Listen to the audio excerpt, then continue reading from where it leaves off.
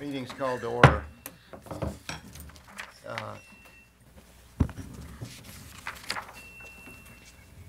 So at the beginning of every meeting, there is open time for anybody from the public that wishes to address the flood board on any topic that is not on the agenda, that won't be addressed as we go through the agenda.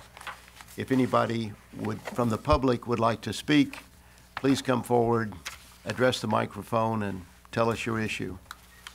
Seeing nobody moving forward, I'm going to close the open forum aspect of it. Look for approval of the meeting minutes from April 8th. Any questions, thoughts, or anything on that? Okay. I did have just a question as I went through the minutes in relationship to the ebb tide catch basin and the attempts at sealing that off with a check valve. I wasn't sure that I had total clarity on what was in there. Could you give me an update on that, or address what's in the minutes? Yeah, you gave me a heads up, so I pulled a couple slides from the April meeting just to kind of help illustrate the analysis we did on that day. So this was back on January 22nd. So on the right side we have essentially the bay, and then on the left side you have Golden Hide at ebb tide, where we have our proposed pump station. And here, let me see if I can. These were some measurements we took, and we compared the two to get them on the same datum. And so I have it down as at 6.1 feet elevation was when the manhole started leaking, and I can flip to some photos and I'll flip back. So that's, see the manhole just on the right photo, 6 feet up, and then kind of dribbling down into the road or the other catch basin. So that was at 6.2. The road wasn't yet inundated. It was just dribbling and then into the storage capacity of the storm drain.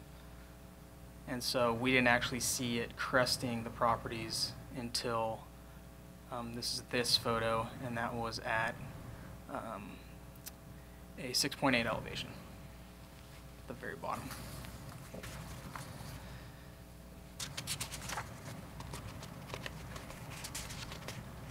But it was coming around the side of the property at 6.4 or earlier? Closer to 6.8, yeah, right about that elevation. On the sides of the property? Yeah. Okay. Yeah, I had thought the tides were much lower, where it would come around on the sides and through the neighboring properties. And the seepage into the catch basin and then into the street, that was starting at what level?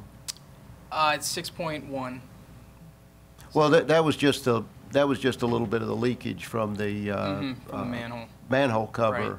But when it actually started filling up in the catch basin, we don't have that one. Yeah. On part of our observations. Okay. Because I was thinking that the check valve is slowing it down, somewhat until, but only by maybe a half a foot, and then when you get to the king tides, it starts coming in around the sides. But you think that's more at 6.8? Yeah. Okay. And for anyone who wasn't there, it's not to say that you wouldn't have inundation in the road if it was raining, but this was a dry event. Yeah. Yeah. Okay. Thank you. Yeah. Move to approve the minutes. Move to approve. Second. All in favor? Aye. Aye. Minutes approved. Okay. So we have new flood board members. Philip and Brian, would you just introduce yourselves and just give a brief background on yourselves and your interest in the flood board? Go ahead. Phil Carolan is my name. I moved to Corte Madera 18 months ago. I'm from San Francisco, from Australia originally, where I grew up in the outback on a big irrigation farm, which was subject to a lot of flooding. Interest in the flood board was serving the community in some fashion in an area I know a little bit about.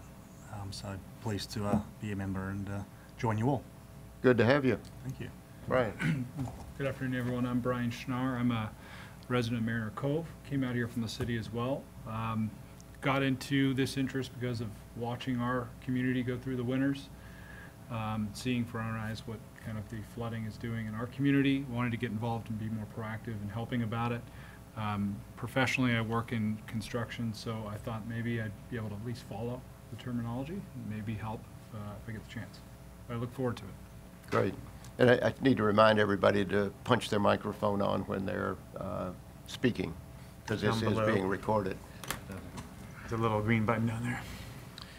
And then Chair Bundy, if I may, I participated in both the interviews with Board Member Schnarr and Board Member Carolyn, and I thought it was impressive to listen to their interest and to talk with them. And we haven't had a 7-member board since I started a year and a half ago, so it's great to be at full strength. And so I just wanted to, on behalf of the Public Works Department of the town, welcome you both and thank you for your willingness to give us a shot. So. Yeah. Thank you, Peter. Okay. And then in the last meeting, we said we should really review the flood control statement of purpose, our mission statement, and so that was in here. And I thought, we've stayed on track from the standpoint of the mission statement pretty well. There may be a couple of things that I would have phrased differently, but I think overall this reflects what we've tried to do. Any thoughts from new members, old members? One update I'd like to point out is just on the membership item. The town ordinance did update it to a maximum of 7. I think here it has it as 11. Oh. But just be aware of that. Okay. So noted.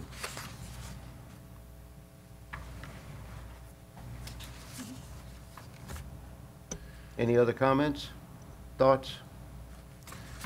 Chair Bundy, if I may, the one thing about this statement of purpose that struck me was that a lot of it is still appropriate, and given that it was written 30-some years ago, that's impressive. I think for me, the statement of purpose may be one of those things that's slightly outdated. I mean, the purpose, and I'll just read it for the members of the public that don't have it in front of them. The purpose of the Flood Control Board is to advise the Town Council on all matters affecting flooding in Corte Madera and recommend ways to provide flood protection for the entire town. The only exception I might take with that, it's a pretty singular focus. I think we do more than just look at flood protection. And certainly in light of sea level rise and our analysis with the climate adaptation plan, we're looking at a lot more strategies, everything from habitat restoration of the marsh, other more creative solutions in terms of mitigating flood control. And so obviously this isn't an agendized item for your action today. It's review and comment. If you want to give us any comments and want us to come back at a future meeting, we're happy to do that. But your board may want to consider, updating that statement of purpose, perhaps to reflect the current state of our understanding of sea level rise and whatnot. But that was just my thoughts on it. Good thoughts. I just say to that end, Peter, that number 2 on the task, working with staff, develop and submit to council a report on funding methods and alternatives for flood control. I think that's something that we can work with you on going forward, because when you're looking at things like sea level rise, you're looking at federal or state or county or local or private. There's so many different places to look, and it's kind of have to be a all of the above kind of approach.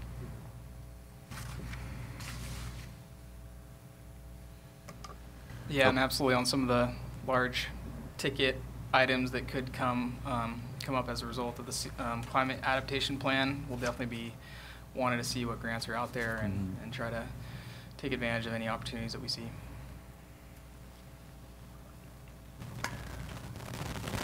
So, subject to consideration. David. I guess I'll put it out to the board and staff. Task number 1, I'm not sure if we initiate the capital improvement project list. And I would certainly love to accomplish the last part of that task, to field inspect. So I don't know how diligently we need to apply, complete all these tasks, but that's certainly one to maybe agendize and talk about further. Okay.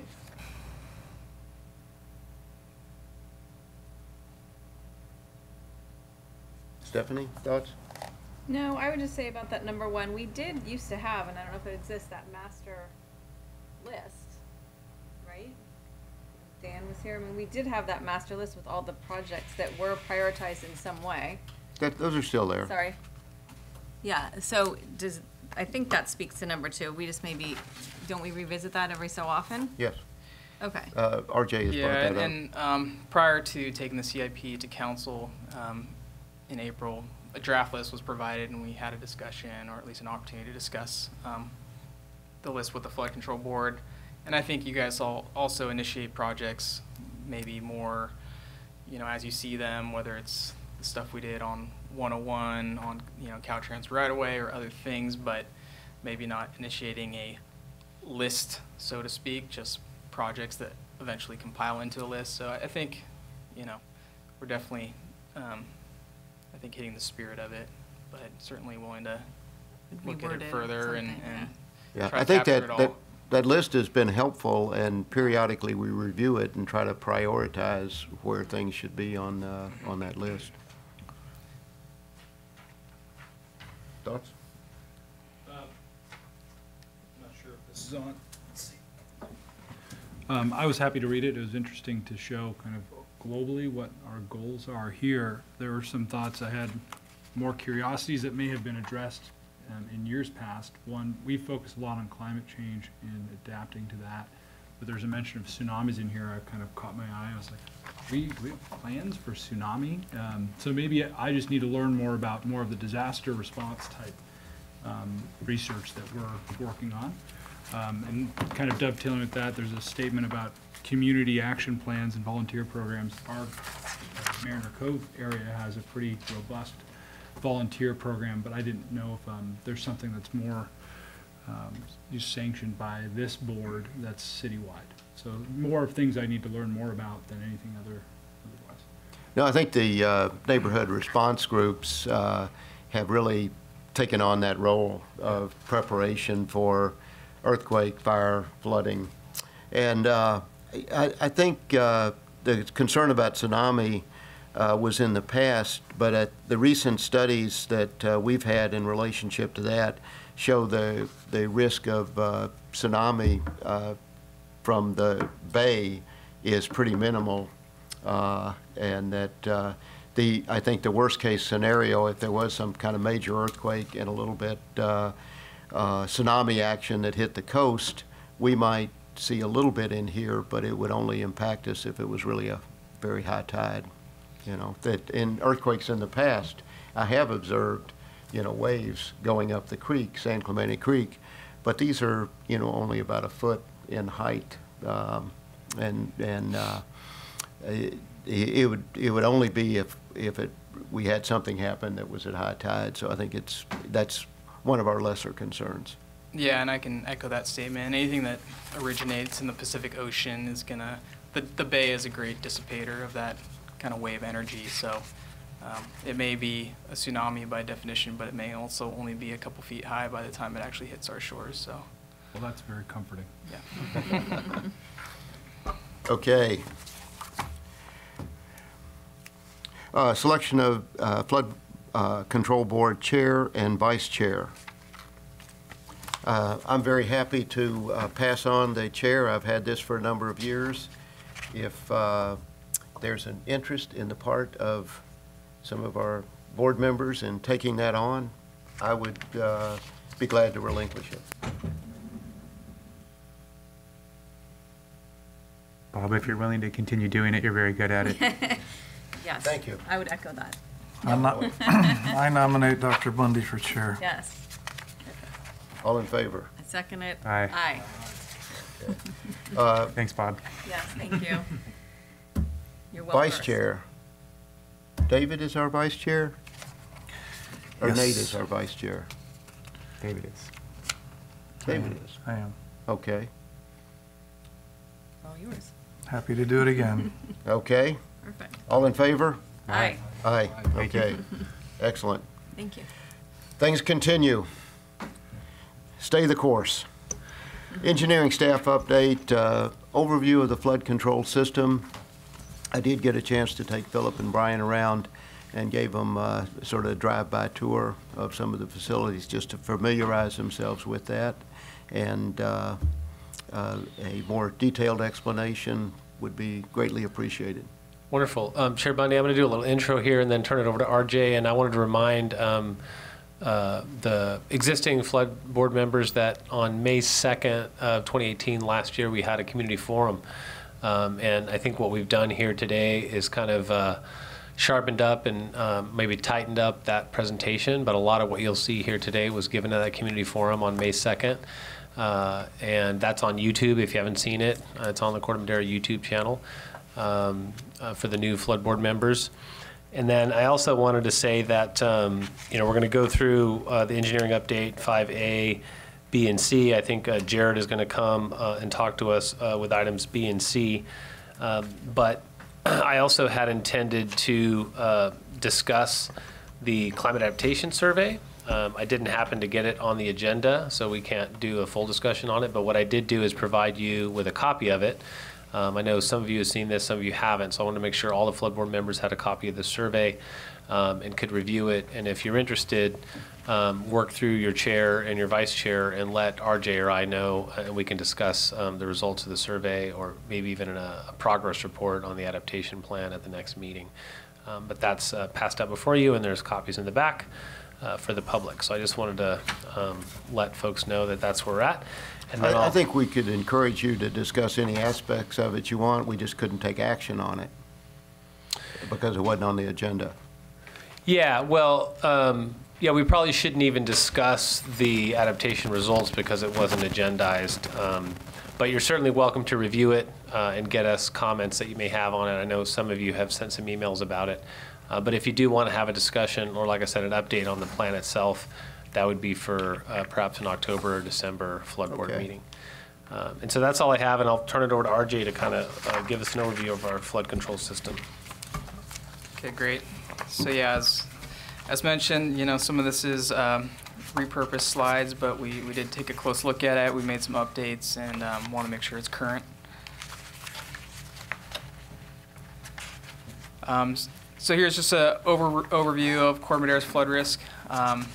Two, primary issues to keep in mind are tidal flooding, which impacts sea level rise, and then excessive rainfall and inundation of storm drain systems and creeks and drainage channels. There's always the scenario that they both occur at the same time, so that's when you're going to have potentially the most damage there. And then just an interesting fact that, is pretty eye-opening, about a third of Corte Madera's homes are on the FEMA flood zone. So, certainly should be an important thing on everyone's mind and something that impacts, much of the community. Here's just a quick overview of a flood hazard map, and we'll go into a little more of this as we move forward. I went on, there's a website, it's pointblue.org, and you can run certain analysis on what different sea level rises would look like. And so just to kind of pick one that was in our lifetime, but also, something to keep in mind for the future is about 40 inches of sea level rise in 2070. Keep in mind everyone, various scientists have their own predictions, so I kind of took a little bit of a, conservative average. But there you go, you can see, quite a lot of our community underwater. You've got a good portion of the malls there that are inundated, and certainly quite a bit of our neighborhoods. So definitely whatever, we can do current day and moving forward in the near term is really going to help preserve the community that we have. But it's a pretty it's a pretty fun website if you get an opportunity to visit and just Fun. Yeah. Well, yeah, it's interesting. It's certainly the results would be, you know, pretty dramatic. So, RJ, what was that website again? pointblue.org, and then look for flood maps. I can send a link out. And you can also Google our CoStar Future, and that'll take you there as well. RJ, is this showing sustained water coverage or just event water coverage? This is showing, I think, I believe is that mean water level. And I believe the ArcoStar Future, you can plug in a water level, sea level rise, and then add a 100-year storm on it to see what the effects would be. So you can mix and match. Yeah, and the king tide is an option Yeah, as well. right. Yeah.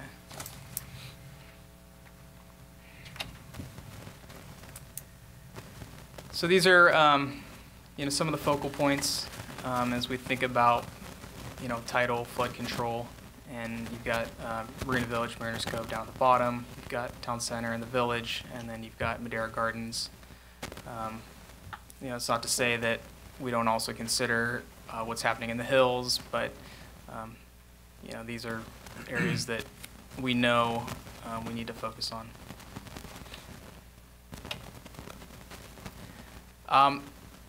So much of Corte Madera was developed with two concepts: high-level development, you know, having properties raised up in elevation so that most water can flow out, you know, using gravity. And that's true of Mariners Cove and some other areas. The downside being is, you know, when you stack on top of bay mud settles and it takes quite a bit of time, but, you know, it's still settling from all the work that was done in the, you know, 1960s. And we can go into that with some more data. So this is a table done by a local geotech, Miller Pacific, back in, I believe, 2006.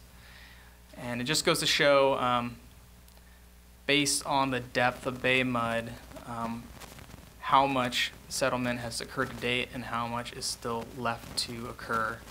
So, you know, if we go to the bottom end, you've got 100 feet of bay mud and homes on top of it. You know, it's, you know, maybe only halfway through its overall settlement. So it's pretty significant. RJ, I sort of have a question on that.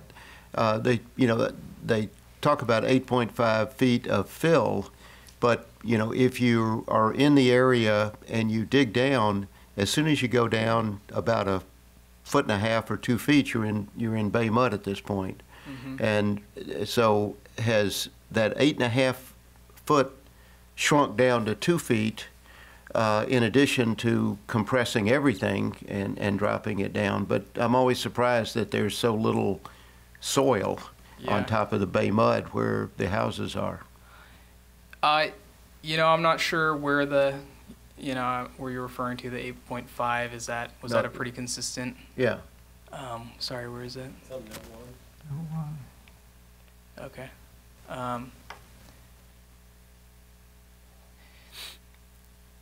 Yeah. You know, I don't know if that was just a baseline kind of average to use for the analysis or if that was measured. I know they did take borings through the neighborhoods, and you know, we have a map somewhere that shows all those locations. Yeah. Perhaps that's where that note came from. But certainly it's not everywhere, and you know, it could be less depending where you are in the development. Yeah, I don't know. Yeah. It's certainly not in my yard. Yeah. Thanks. The other development concept is the low level, where you don't build up to necessarily get everything to flow downhill out, but then you build levees and pump stations and flood basins to, you know, push the water uphill, at least to a certain point, to where then it can flow with gravity. So that's Madera Gardens and Marina Village.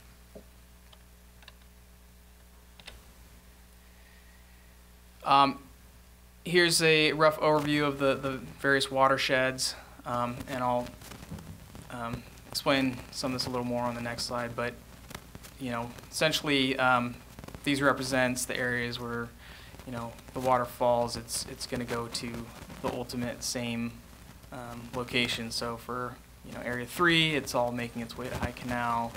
Area 1, it's all making its way to Low Canal, and then 2, presumably Marquardt or Lagoon 2. And so we'll dive into that a little more on the next slide here. So here's our pump stations, and I've added some arrows to the previous slide to show where they pump to. So Low Canal, which handles a lot of Chapman Park, that feeds to Lagoon 1, and then between Lagoon 1 and Corte Madera Creek, it goes through 2 separate pump stations, and those are all elevation controlled. Pixley, it's gravity until you hit the end of High Canal, and then it's pump station controlled. Marquardt feeds to High Canal through a pump as well. And then happy to talk about any of these. Kind of bottom, it's not called out in text, but above Meadow Creek Station, that's one of our large pump stations at San Clemente, and that pumps into San Clemente Creek, which is in between Mariners Cove and Marina Village.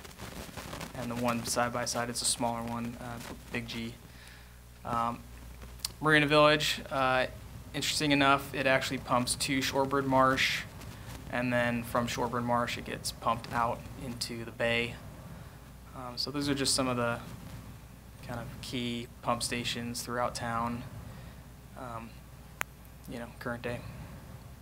Are there proposed pump stations in Mariner Cove? So we have one that's 100% designed at Golden Hind and Eptide. Yeah. And in one of the previous meetings we talked about, to really gain the full benefit, we think it would, if you put a barrier on the bay side, it would really seal it and keep everything out. So we're also waiting on the results of the climate adaptation plan before we move forward with that investment. It's a couple $1 million, but we can talk about that as well, and other projects that are potential for moving forward as we move forward on the slides. Yeah.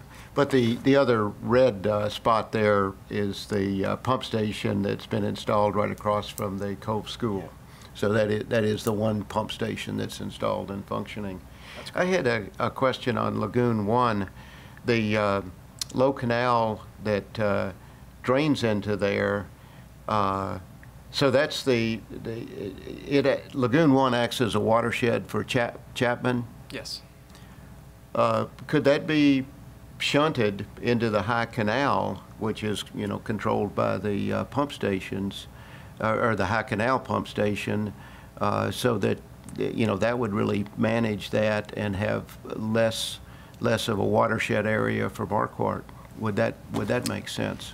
Yeah, I think it was probably designed, you want that capacity, in a big rain event to store it so that the pumps can actually keep up and get the water out in time. But yeah, I agree with RJ. In that case, Chair Bundy, what happens in particular with High Canal, Marquardt, and Lagoon 1 is we lower those in anticipation of storms. So one of our activities for the new flood board members is we monitor weather forecasts using the National Weather Service. And when we anticipate anywhere from a ½ inch to an inch or more, we like to go into low winter mode. So we'll empty those, we'll use the pump at High Canal, and we'll draw down the canals and the lagoons to have capacity. And I would be afraid that if we didn't have the area and depth of Lagoon 1, that we would be subject to inundation in Madera Gardens and heavy events. That would be the concern. I guess I would see it as if the watershed was going into the High Canal and the High Canal pump station was keeping the High Canal low, then Marquardt Lagoon being low would then act as a detention basin if needed, rather than having the water flow through there, having to be pumped into the high canal and then pumped out of the high canal pump station. Yeah, it just gives us that redundancy. It gives us that extra level. I think if we were to put everything into High Canal and then only open up Lagoon 1 as needed, I think a lot of the people that live there wouldn't like that so much. They like living on what for them is a recreational body of water, and it's nice to have decks in your backyard, and so there's that kind of quality of life aspect for it. But I do think that, at least my understanding and my opinion, is that the current system gives us the most capacity to be prepared for inundation in heavy events. Yeah. And we back up just for a second on, just to give an idea of these watersheds again. So they're both serving a good area right there, watershed. RJ, can you remind me the two pump stations at the very bottom? And I suppose they're south of Paradise. Yeah, these two here. Yeah. So we got San Clemente and Big G. Okay. And they both feed into San Clemente Creek, which is on the other side of Paradise Drive. And actually there's a box culvert that goes under Paradise Drive, and I think the creek, I haven't seen it also, I think you can, somewhere on the other side over by Nugget Market, it surfaces, so it all pumps it over through there. Okay. Yeah. And so How big is the watershed for the Big G pump station? Very small. Yeah. I mean, as I look at that, each time that I go by there, I keep thinking that there must be a way to incorporate that into the other pump station, or if that property that it serves, the gym, the professional building, that Quonset hut, the little deli that was there, if that was redeveloped and raised up, you wouldn't need that at all. But that would need to happen, I guess. Yeah, and the other part about it is San Clemente probably has maybe 80 or 90 times the capacity of Big G. I mean, it's our biggest pump station aside from High Canal. So San Clemente is a workhorse, and Big G is more like a relic from before San Clemente was built. It does still serve a small area. We use it every winter. But another thing that we'll get to when we talk about our capital improvement program is kind of an assessment of the system-wide infrastructure, and that could be a question, like is Big G on the map forever, or can we do something better with it? That'll be a question we might ask during the flood control study. Okay. So this is just a recap. So water feeds from gravity flow from the various watersheds into these detention basins. High Canal, it flows all the way to High Canal Pump Station, whereas anything in Low Canal would first go to Lagoon 1 and would have to pass through an additional pump station to get there. It's not shown, but this is our, we have a pump station here that feeds from Lagoon 1 to High Canal.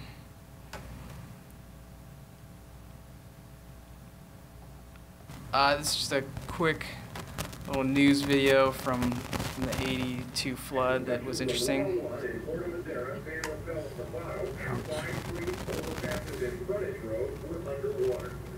Southbound traffic on 101 was finally reopened from the bottom to Middle Valley shortly before 2:30 this afternoon.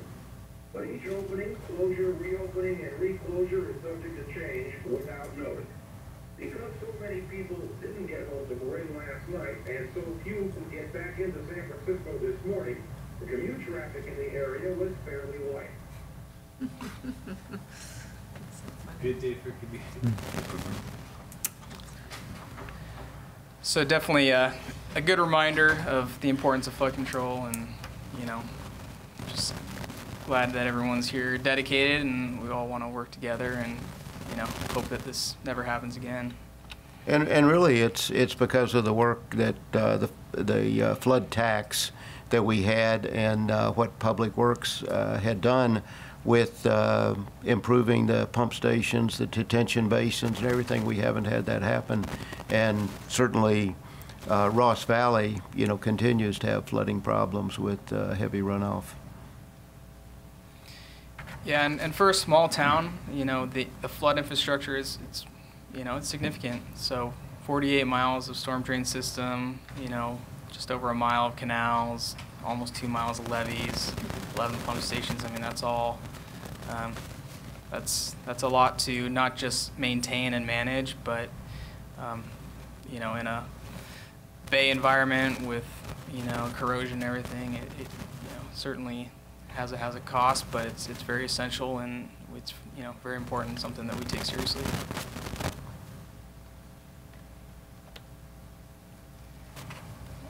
And just a few notes on kind of the investment I think Bob was referring to over the years, based on the various assessments. And so there was an estimate of about $30 million done to date, and luckily Measure F passed last June, and so now we have that fund source that we can tap in moving forward, along with looking for potential grants and partnering opportunities.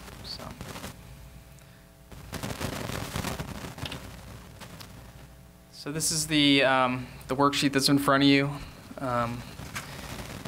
We want to give you some paper copies. Make sure everyone's got one. Just a little easier on the eyes.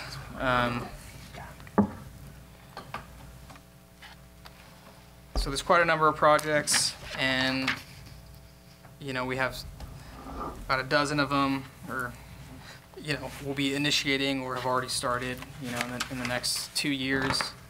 And then some of the big ones, I would say, are the biggest one here, number 6, the $15 million. I mean, that's kind of a rough guess at this point, given we're kind of awaiting some of the analysis from the climate adaptation plan. But we do think it will be significant and costly and a big effort, so we wanted to capture it there in the beyond years.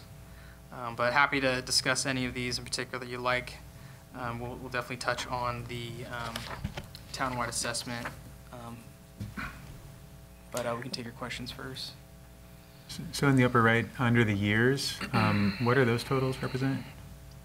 That's the sum of both pages for that column. This should be above the... Yeah, so this is an excerpt, Board Member Blumgren, if you remember, from the entire town-wide CIP. Yeah. So the 7 and the 10 million are the total anticipated needs of the CIP for all the other programs town-wide, save the sanitary district. Got it. So for the purposes of the flood board, it would just be the blue banner and below. Got it. Yeah. RJ, I wonder if we shouldn't, under 6, separate out Marina Village and Mariner Cove, because Marina Village currently is protected by a levee, that needs to be raised over a period of time, whereas Mariner Cove really doesn't have a levee, and we're sort of starting from scratch as for something on that.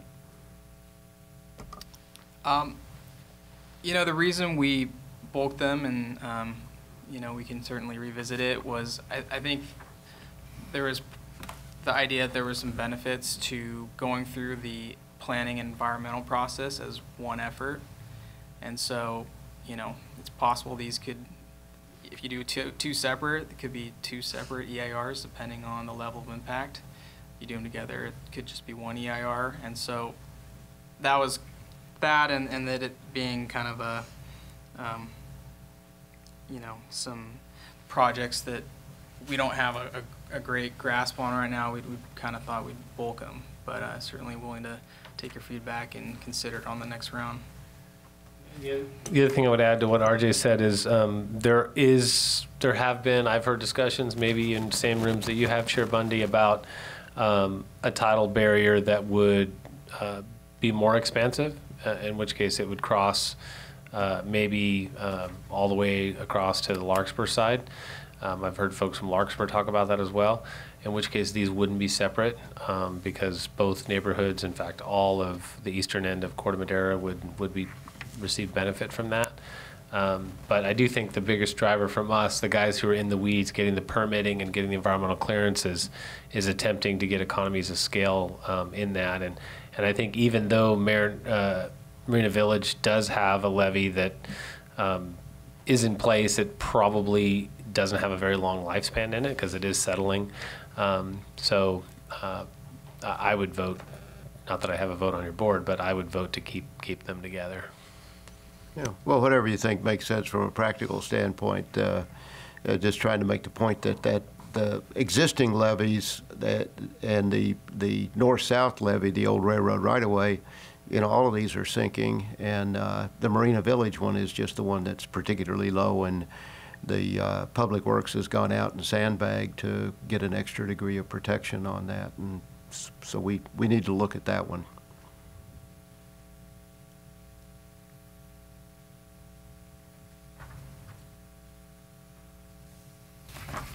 And so just to elaborate a little bit on item number 14, so we were here, I believe, in April,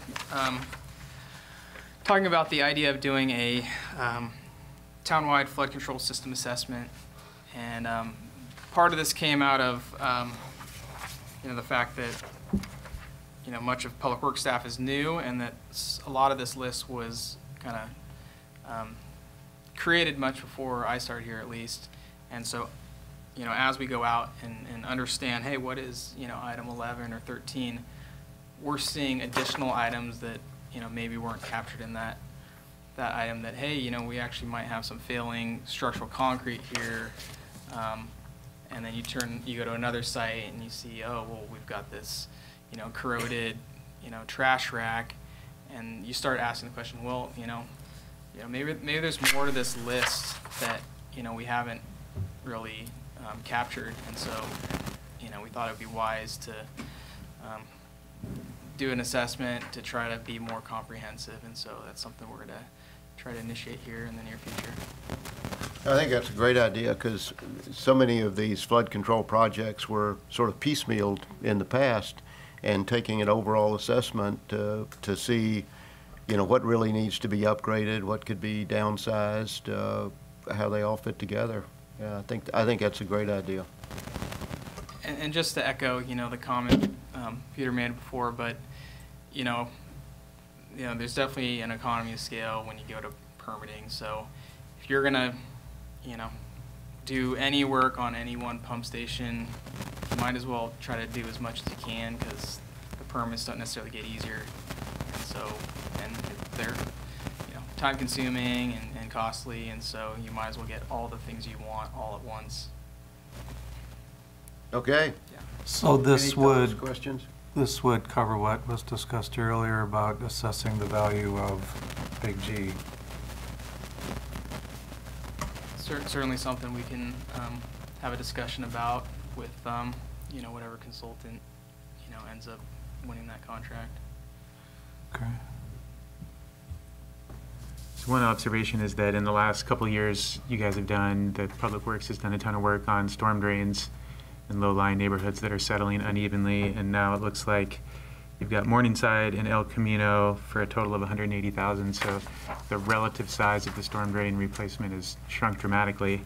And then number 2 is storm drain assessment. So do you think that after Morningside and El Camino there might be more, or do you think we're getting to the end of that type of work?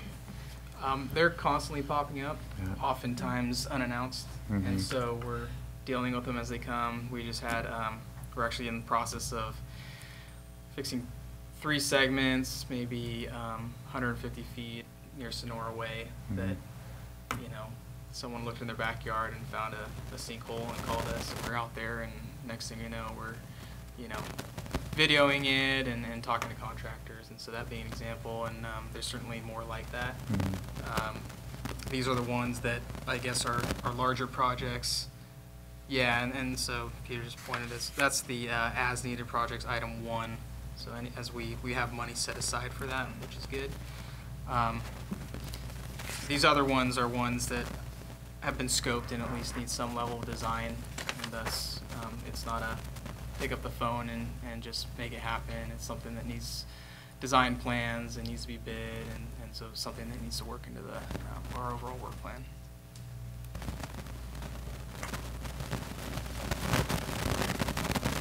And one other note, yeah, we just opened bids on High Canal last Friday, and so it came in just under estimate, around $240,000. So we'll be moving that forward and hope to build that this September and October. Yeah, this is the High Canal slide repair. The 4 locations on High Canal, just south of the Sandra Marker Trail Ped Bridge. Okay.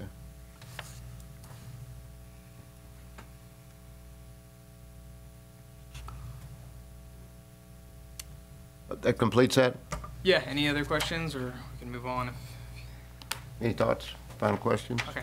So, well, actually, Yeah. I think there's 1 or 2 more slides we'll get to here. I do have a question. Sure. So, what do you guys have a game plan for a time frame for sort of building a more comprehensive or adding to this existing list? Or not yet, since you sort of just discovered new things, maybe? Yep. What I would say to that is the board just adopted this. It's a 2-year plan.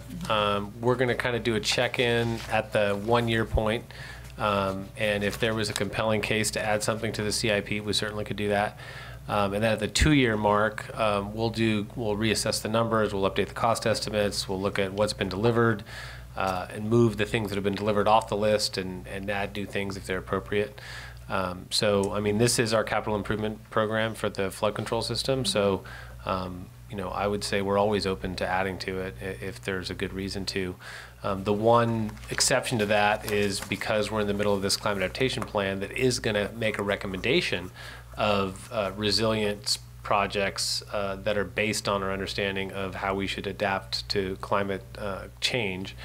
We're trying to hold off on doing any large investments, you know, the 7-figure investments, moving those forward when the climate adaptation plan may make a different recommendation than what we've thought of over the past 10 or 15 years. So that's the only exception. Yeah. And that plan will be completed next year. So that plan will be completed before we do the 2-year update. Okay. Thanks. So RJ, the only thing I would suggest on looking at this, that number 7, the El Camino storm drain replacement, I'd gotten called out there by the person that lived there that was complaining about nothing getting done over the years. And it looked like a simpler, just clogged drain over a short period. Now, I may just be missing something on that, and it may be more complex than that, but it looked like just replacing a section of this drain that must have collapsed or plugged up would resolve the problem. So I was just suggesting that, you know, this winter, when we got a good rain, go out and take a look at it and see what you think. Yeah, appreciate it. Yeah, we were up against some staffing constraints, and we've actually hired 2 new public works staff. So hopefully, I think we have them one of those guys penciled in to maybe jump on that in the next year. So Great. Yeah. I think the guy got tired of the street ponding, and I think he sold the house. So, but really? this will be up for the next neighbor to complain about it. But it's great that we're going forward and working on. Yeah, that. I mean, definitely, you know, we have our maintenance guys have scoped it, but to get one of our engineers out there to really scope it and understand it, to see, you know, exactly where it falls in the priorities, we'll definitely take a look at that in the next season. So, Okay. Yeah. I'm sorry, one more. Under the as-needed, number 2, the check valve. Which one are you looking at? The very last one. Down here. Under Oh, okay, yeah. what would it take to get that to be not as needed? It seems to me, in previous discussions, that this has been a persistent problem where water is coming through these outfalls. I would, I think there have been several that have been installed and have been effective in the areas that were most problematic. Seawolf and Spindrift, Flying Cloud and Seawolf, and Barroner Cove and Golden Hind Passage and Seawolf. I think those were the areas that were experiencing persistent flooding, and the check valve seems to have solved those problems in those areas. The One area that is much more complicated than that, of course, is the ebb tide, and that's where we're really seeing significant flooding. And RJ has already had a check valve installed in that, and there are just other problems. You know, it's just the whole area is low.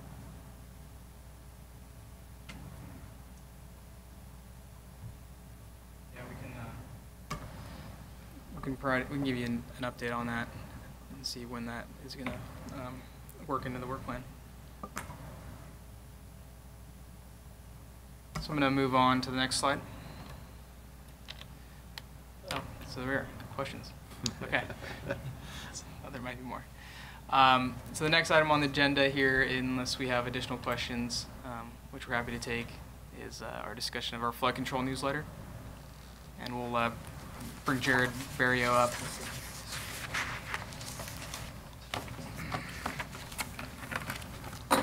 So Jared's, he'll be handling the next two items. He was involved in the flood control newsletter, which is also wrapped into our overall CRS program. And so he can talk a little bit more about how they're intertwined and get into the specifics on the newsletter. Thank you, RJ. Good evening, Chair Bundy, members of the board. I believe you have in your packet the flood prevention and protection newsletter for this year that went out, or that has not gone out, I'm sorry. That's the point of our discussion tonight, is to review it and take any feedback or questions or comments you guys may have. I'll just quickly give an update of, most of you should be familiar with this. If you're not, it's an annual flyer, more like a novel. It's pretty long, but it has a lot of good information in it. And we send out two versions of it to the community, those people that are within the floodplain and those that are outside of the floodplain. The newsletter is slightly different, but most of the information is consistent between the two. But it just goes through and it talks about a whole various different aspects of how you can prevent flooding in your neighborhood, what services Public Works is here to help and provide.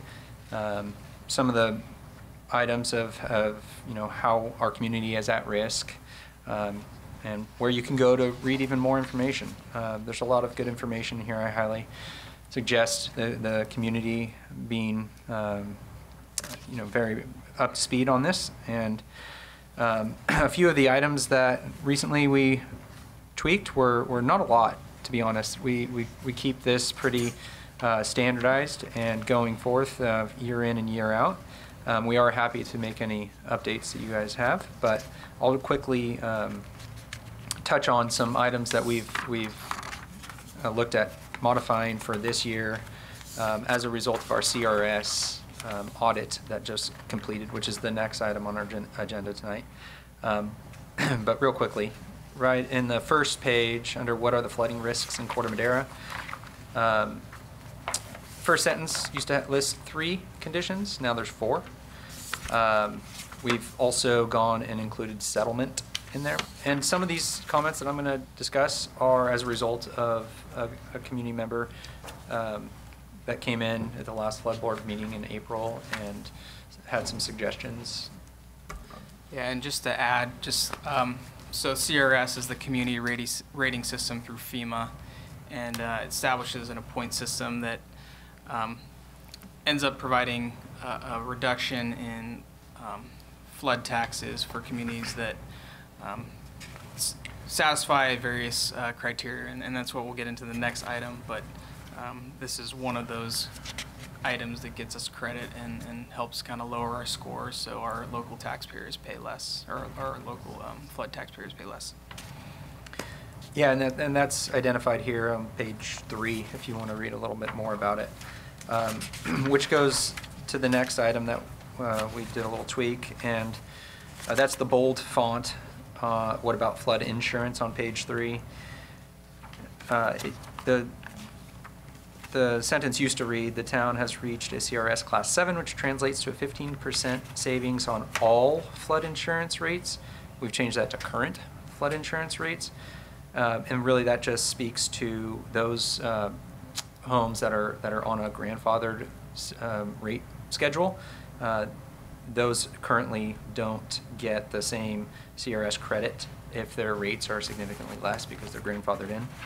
And then at the end of this paragraph, savings may not apply to grandfathered rates. That just kind of helps bring that point home.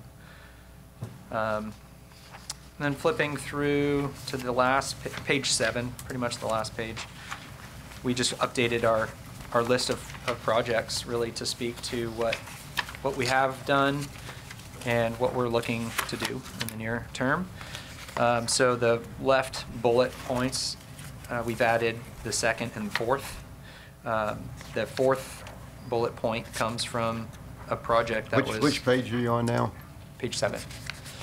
Sorry, I'll let you catch up. So there's 4 bullets on the left-hand side, 4 bullets on the right, and then 4 bullets on the right bottom.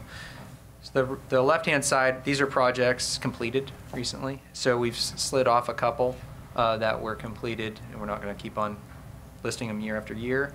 And then we've added the second bullet, which is the Golden Hind Pump Station repair. And this was last winter. We experienced several issues with this pump station going down in heavy storms. So we ended up doing some pretty significant electrical rewiring for that pump station to help with that.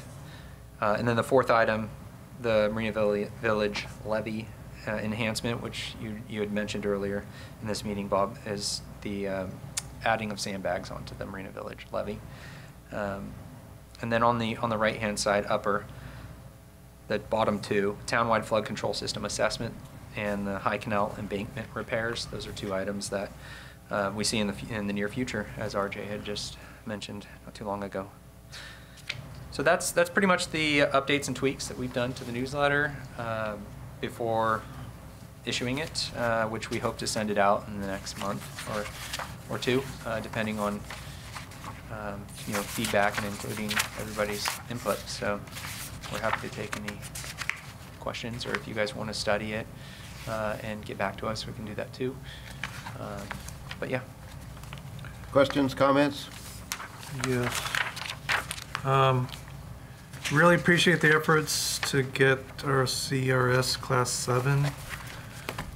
Is there any, how close are we to the next one? That's a great question, and it's actually a long answer, so I'm going to save that for the next agenda item, and we'll get into it. Yeah, absolutely. Next is, I really like you mentioned the street sweeper schedule. Where was that? Page 2, I thought. I guess my point is to maybe... Yeah, that was on page 2.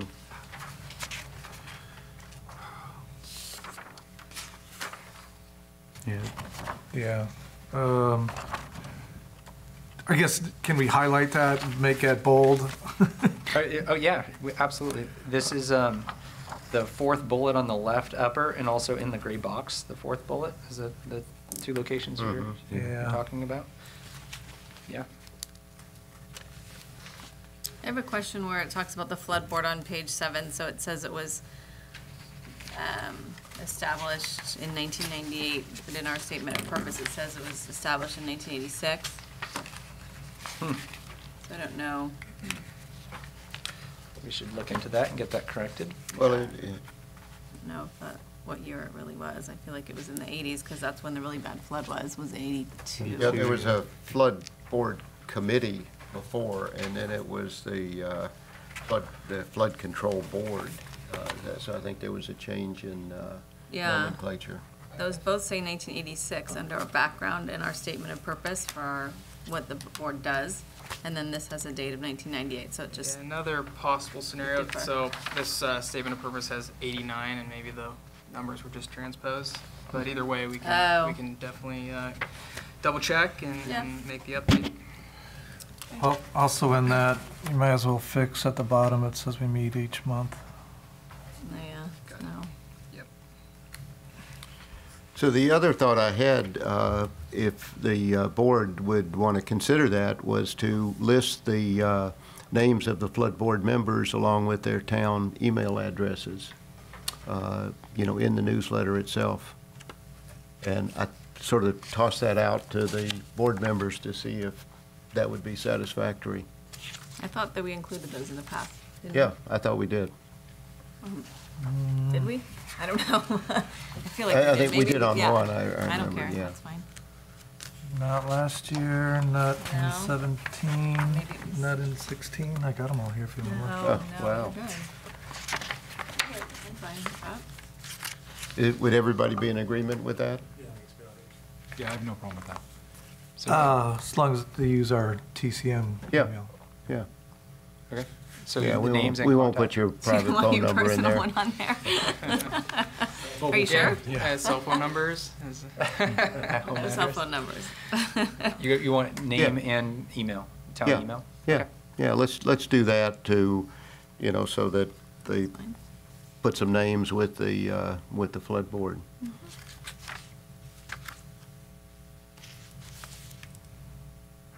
So we reviewed, like Other you said, thoughts? not a lot has changed, but we reviewed this in detail last year and commended how good it was. It's a great document. I'm wondering how much feedback, besides at these meetings and from us, that you get. Do you hear of people from town saying, I read the newsletter and, I get some people calling saying, I read the newsletter and I'd like to exercise my opportunity to meet with you on site to Okay, discuss good. some things. But nothing as far as edits or updates or changes to the yeah. material. I mean, it's one of the many things that I hope residents would read because it's all encompassing. Like, it's like one of those, everything you would need to know if you're living here. And I don't know what more we can do besides delivering it by hand every year, but it's useful information, and I worry that a lot of people aren't getting it.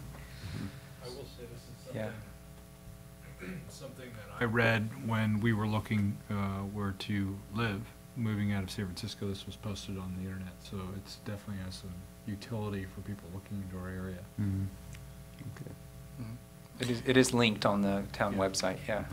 It'll probably become increasingly important as sea level rises, as it might, that if we want to keep, property values and value of businesses here, people need to know that the town is working and that it will be protected and this is a sustainable town in the long term. So I think it's important to spread that word and not have sort of a black mark over town because it's close to sea level, so.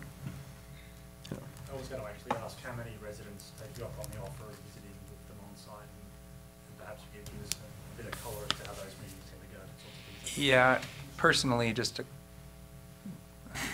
Someone's microphone's not on. The question was how many residents take us up on visiting on site to discuss their actual conditions of flooding and how to prevent that. For me personally, I've only a couple in the last year, but I can't speak for the other staff. So Jared, I had a couple comments on it. On that first page, what are the flooding risks in Corte Madera? In addition to water runoff settlement, storm drainage, we should talk about the sea level rise, dealing with projected sea level rise. Yeah, that's referenced in another spot in the document, but those are going to be the flooding risks, the projected sea level rise. And the other thought on that was when you're talking about the storm drainage tax, which expired in 2018, and then the half-cent sales tax was increased to a three-quarter cent sales tax. And I think maybe you want to say the storm tax, which was borne entirely by the residents of Corte Madera and replaced with a three-quarter cent sales tax, of which 70% is paid for by residents outside of Corte Madera, and then those funds are used, as you indicated, for storm drainage and flood protection. So highlighting that, Yeah. And adding, it's also sales tax, so it's any sales that happen Right. within Corte Madera. Right. But of Studies were the done sales showing- tax, only I think it's 30%, or I forgot what the figure Yeah, I was think when they town were council passing it. did a study about what percentage of sales tax is from Corte Madera residents versus others, the village and town center being the biggest sources of sales tax, and a lot of those people are coming from elsewhere. So I think town council might have those numbers for you. Just Yeah. to highlight that. To highlight it, that yeah, we're- yeah. Okay, yeah. Yeah, that means, you know, they let them understand what that you've indicated what the sales tax is used for. And then under protection, let me see.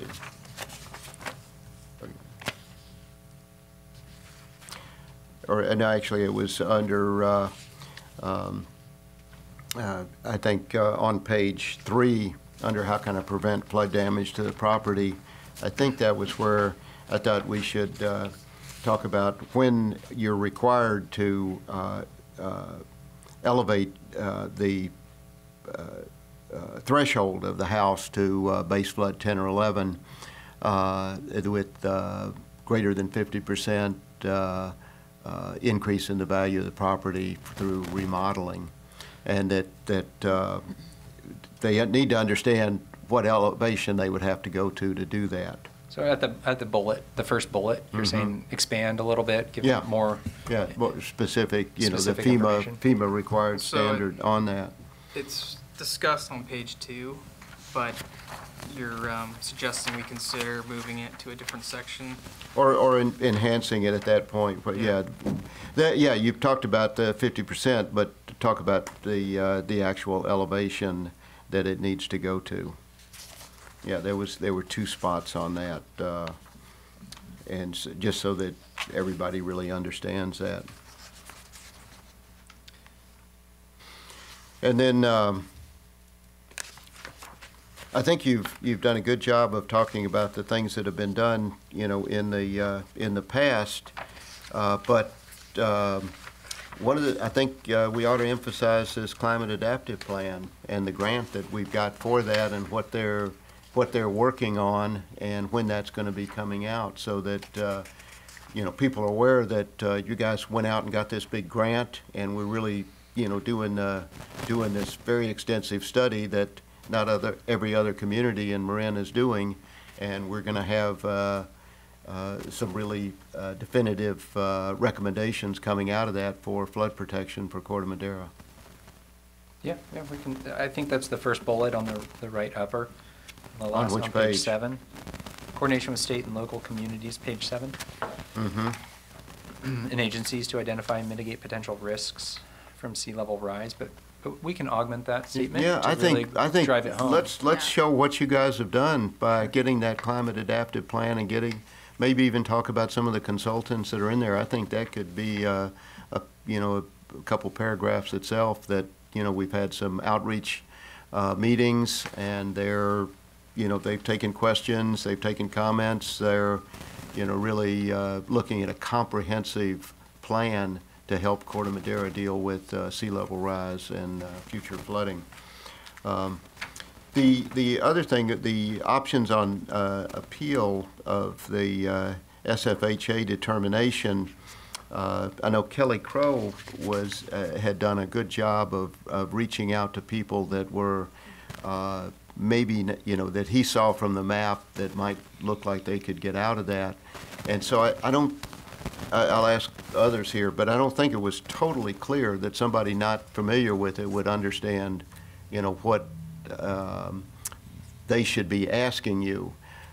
Is that if you think your home is not really in the floodplain, that they should reach out to you to talk about whether getting an elevation certificate would be worthwhile, or whether you can look at the flood map and see that actually it's only a part of the property, or what they could do if the footprint of the home isn't in there. I mean, you've got a lot of information in there, but I think it may be a little too complicated for some of the homeowner just to looking at their flood bill and looking at their house and trying to figure it out. Yeah, sure. Is this, what are my options to appeal SFHA? Yeah. And then right above the 2 bullets on the lower left, maybe expand where we say, if you would like to dispute the findings of this determination, there are several avenues. We could really elaborate there. Yeah. What process and procedure to start with to initiate that conversation. Yeah. Sure. Yeah, and that you're willing to, work with the homeowner to see if this is something feasible, although it's ultimately the homeowner that may need to do things, but, giving them direction on that.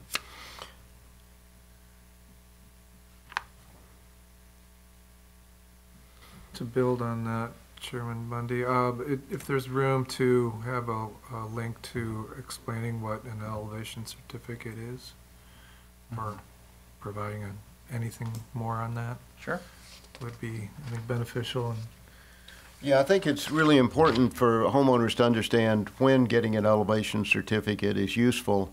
If you look at the map and you're clearly in the floodplain like I am, getting an elevation certificate, doesn't do any good.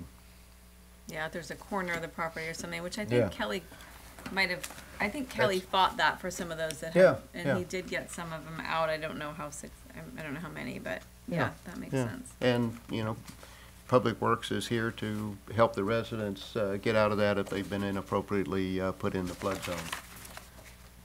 Yeah. Talking about some of the things the town has done, we have taken measurements of all of the levees. We actually do have, all of that in our file to work with going forward. So I don't know if you want to just include that as another thing that the town has done to evaluate our ability to withstand flooding. Okay.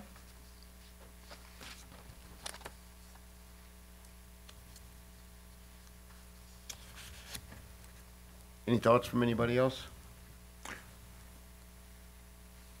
No, nothing to add. Looks good. Yeah, this is going to be a good newsletter. Yeah. Yeah, that's all great comments. Thank you Yeah. for sharing those. Okay, We'll move. moving on. CRS recertification, the update you teased us with. Perfect. Okay. So, August 1 was the deadline for our CRS Community Rating System annual recertification. So, just a refresher, every year we are required to submit a checklist. It's actually this document here, but it just goes through, a few pages of initial here, check here, and a quarter to a third of them have backup data that is requested to prove you've been doing that, and just give the auditor some meat to chew on, if you will. So we went through our annual recertification this year. It was the first year after a 5-year certification cycle, 5-year cycle that Kelly had completed in 2017. So that was this exercise was basically reconfirming everything that Kelly brought as a big binder, it's huge, and submitted that. And then that is graded and given point breakdown. And at that point, we were given 1,756 CRS credits. The threshold, I know that's been discussed and curious, is 2,000 for the next step class 6. So based on what Kelly set us up with, and so it's every 500 about is the steps. Mm-hmm. So we're kind of right in between, right? We weren't just barely over the edge, and we weren't about to tip into the class 6. So assuming that this audit goes smoothly, it's being reviewed currently, because what happened when I was looking at Kelly's audit is there was 1,800 and something points, and then the 5-year was submitted, and the point class was dropped down to 1,700 and something, because for some reason things weren't provided as needed, and the auditor felt that the points dropped. So hopefully we're somewhere near the 1,756 that Kelly set us up with from about 1.5 years ago. And if that's correct, then we're looking at a couple 100+ points to obtain. That said, I think there's a good opportunity for some low-hanging fruit, if you will. I've kind of gone through a quick skim, and this is something that I've been hoping to do more thoroughly, and it's in the near future. But from a kind of a 30,000 level look. There's the Series 500 is what I've found is the flood damage reduction. That there's several items in there that I think we're actually doing. We're just not getting credit for, or it's a very small additional effort on our part. There's not a lot of points applicable for some of those sections, but it's something that if we can start to document, I think we can capture that. And so a few of those series are floodplain management planning. You can go through, but it's a pretty involved document to go into, to prepare. But something that you prepare, adopt, and implement a plan for your community. Acquisition and relocation. I don't know if we'd be buying flood-prone buildings as a town, but that's another item in here. Flood protection is 530, and drainage system maintenance is 540. I noticed that Kelly hadn't got credit for 540, and I'm almost positive we're doing drainage system maintenance. So I think that might just be a documenting thing, something that we can. Yeah, I remember him saying something that had gotten missed somehow, and that he hoped it would get picked up next time, and I think you did it. Yeah. So that's the 500 series, and then something that we've been meeting with the CRS user group for the county. It's the jurisdictions that all participate, as well as the county. And something that has come up in discussion is having a kind of a unified approach where the county can lead, and each jurisdiction that's interested in participating can give some compensation for their time, and everybody can share in a shared program that everybody participates currently individually. And if we compile resources, then something such as a flood warning and response, that's something that maybe the county sheriff's department handles and can go forth and be more county-based. And just to take a step back, so Kelly did a great job years ago, and there's only one agency in all of Marin that has a lower score. That's the County of Marin. They have a 6. We have a 7, and then Novato, I think, is the other one. Novato might have just got a 6, but okay. Yeah, they have a lot of resources over there. So just I think certainly strive for better scores, but I think it's also worth acknowledging the work that's been done. And this system that Jared's talking about is similar to the county mixed stop system, which is the Marin County Stormwater Pollution Prevention Program, where you have a lot of permit requirements that are required by the state and regional water quality control board, and they're for an agency of our size to develop a binder this thick every year with all the reports is pretty time intensive. And so by banding together with other agencies, we can either coordinate and hire one staff person to really lead that, and then say, hey, I really need a response from you on this particular area, but these things are pretty straightforward, I can handle this. And so I think they're having those same conversations about creating this group that does the same thing for CRS. Yeah, that's great. A little background there. Because banding together is really going to be, I think, a powerful tool to gain credit for something that other people are working on at the same time. And might as well have just one person work on it and have it apply for the whole county and all the agencies within the county. And then so, yeah, that Series 600 had also levies and inspection requirements at all the levies, documenting it, categorizing it, and making sure to check all the boxes that go along with that item. But those are just a few items that we thought, that's pretty easy, low-hanging fruit, and an opportunity without significant more investment to start with, and then like RJ was saying, try to not only maintain our Class 7, but look at ways to chip away toward a 6. Mm-hmm. Yeah, that study for levee elevation was just done in the last few years.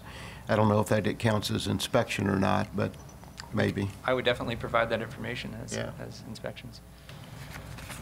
Any questions? I just want to know generally, how many points are you talking here when you're going through these items where you're pulling low-hanging fruit? I know you mentioned needing 100 points, but where are we if we were to accomplish some of the easier? That's a great question, and it all depends on the auditor's view of what you're doing and how it compares to what the maximum effort would be for a heavily flood-prone community. Not to say we aren't, but they have a spectrum. So say there's, and they range, each one of those categories, from like 50 points to 900 points, based on some pretty significant bookkeeping and level of effort on staff's side of things. But I mean, the acquisition and relocation is 2,000 points potential, but that's a lot of purchasing of land and property and structures within the floodplain. It's helpful. I can point you to this document, but it's the FEMA B573. And what it does is it describes in brief detail what the items are, the series are, the total maximum points, and then the average points awarded by communities that strive for that. And you can see some of them are 10%, 15%, and others are most of the points. Just depends on the activity.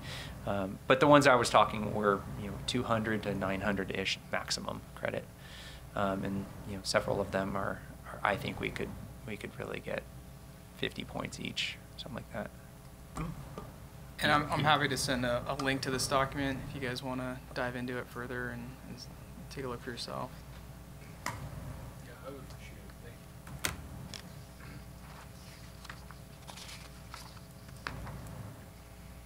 Any other questions? Questions? No, that was excellent. Thank you. Thanks for your work on that, because that really translates potentially into lower rates for all of us paying flood insurance. Thanks again. Okay. Future agenda items? So is this going to be on the next one, I guess? Yeah. Yeah. Climate adaptive plan. I do have probably. one more question. Sorry, I'm going back to the capital improvement program though.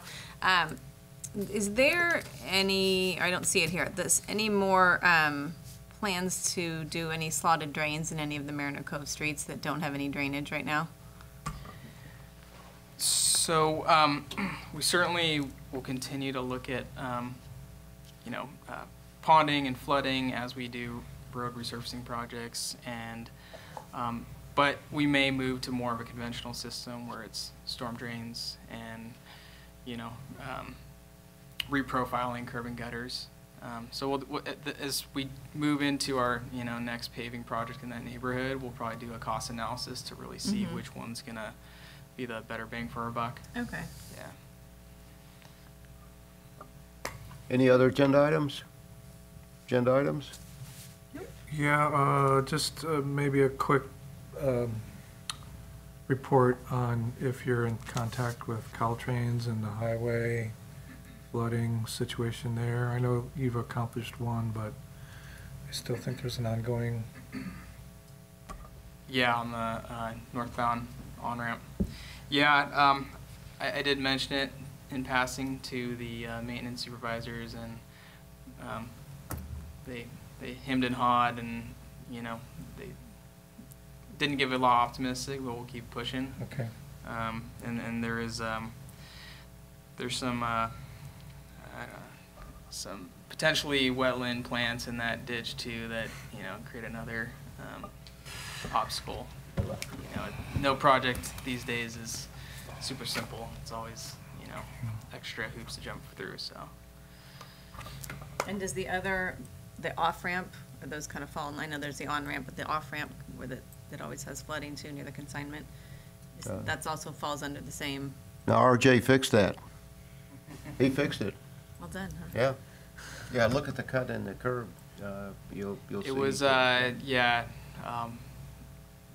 late winter, so there were only a couple rains since, but it handled the rain very well. So as you go into the winter season, take a look. Let me know how he did. Excellent. Yeah. One issue, I'm not sure it's an agenda item, but we've talked in the past about potentially doing a joint meeting or something with the Larkspur Flood Control Board. Maybe just as we move forward, perhaps after the climate adaptation plan comes out. As Peter alluded to, there's certainly a possibility that some sort of grand long-term plan will involve both communities. It'd be pointless for one of the communities to implement something when floods could go around whatever they build. Yeah, I think you're right that the north-south levee, which continues up towards Corte Madera Creek and then sort of peters out, the plan from the 90s to sort of maintain that levee and connect it around to the freeway and then on the other side was never able to be implemented due to objections from some of the neighbors thinking that their access to the water or views or something was going to be impacted. But since then, they've experienced a lot of flooding episodes that we haven't had, and I think there's an interest in that. I've had some informal discussions with Larkspur council members.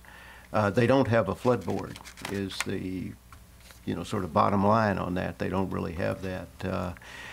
So, I don't know exactly, where we go, with that. I had wanted to do that and looked into doing that and realized they don't have a flood board. They are the representative for the Ross Valley Flood District. That's District 9, is that correct? For the Ross Valley? Or I believe that's correct. Yeah. And so they are sort of on the Corte Madera Creek, Ross Valley flood issues, although they've got a lot of other interior flooding issues that their public works deals with, sometimes on projects that are right next to ours, and there probably would be some ability to consolidate some of those in the future, but that's sort of a big project, and I think unless we hear an interest from them on it, we're sort of just still dealing with our issues here. Yeah, like I said, not an agenda item, but perhaps next year something to consider. Yeah, I'd like to see that happen. I'd like to see some interest in Larkspur's part. Board Member Blomgren referenced, once we have some results from the CAP, especially if they, make a comment about some deficiency over there, then that'd be a great leaping point to get them involved. Yeah. I think the next flood board's on a holiday, or it's Columbus/Indigenous Peoples Day. Does the town of Corte Madera have a holiday for Columbus Day? We do not, unless it's a floating, but so. Yeah, I don't think staff has an objection unless members of the board or the public do. You have plans for Columbus Day? Not yet, Bob. So that's October 14th? Okay. You never know. All right. I feel like this came up last year, and I think we moved forward with it. But Yeah. again, It's fine, if yeah. people have objections, we can take that into Yeah, consideration. it was really only if staff was not here. Yeah. Meeting adjourned.